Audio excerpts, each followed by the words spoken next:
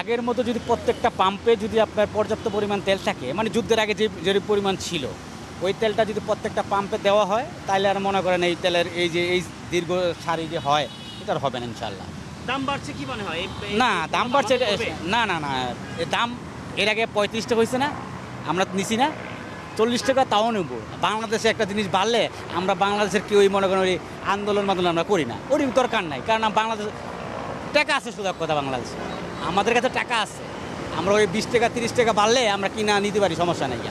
কিন্তু product available হ্যাঁ, প্রোডাক্টটা অ্যাভেলেবেল প্রত্যেকটা পাম্পে থাকতে হবে, তাইলে আপনার এই সিরিয়াল থাকবে না। প্রত্যেকটা পাম্পে থাকতে হবে, ঢাকা এবং ঢাকার বাইরে যে এরিয়া আছে, কারণ ঢাকার বাইরে থেকে কিন্তু অনেক আপনার এই হুন্ডা এবং গাড়ি কিন্তু ঢাকার ভিতরে আসে তেল নিতে, কারণ ওরা তেল পাইতেছে না, এর জন্য আমাদের এখানে চাপটা বেশি। যখন ওদের কাছে তেল আসবে আর প্রত্যেকটা পাম্পে তেল থাকবে, তাহলে আমাদের কোনো সমস্যা হবে না।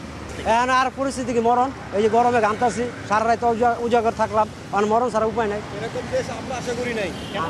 এই যে তেলের লেগে সিরিয়াল, শরীরে ক্লান্ত ভাব, অর ঘুমা, এখন যে গাড়ি চালায় যে যে কোনো টাইমে অ্যাক্সিডেন্ট হইতেই পারে। রাতের 12টা বাজে আসছি, আবার এই বিষয়টা কিভাবে নিচ্ছেন? খাবার নিয়ে আসছি, সকালে নাস্তা খাওয়ানো লাগবো, কয় টাকা খরচ করবো, কয় টাকা কামাই। আমরা এই দেশ এইভাবে আশা করি নাই যে আমরা এরকম সম্মুখীন হব তেলের জন্য।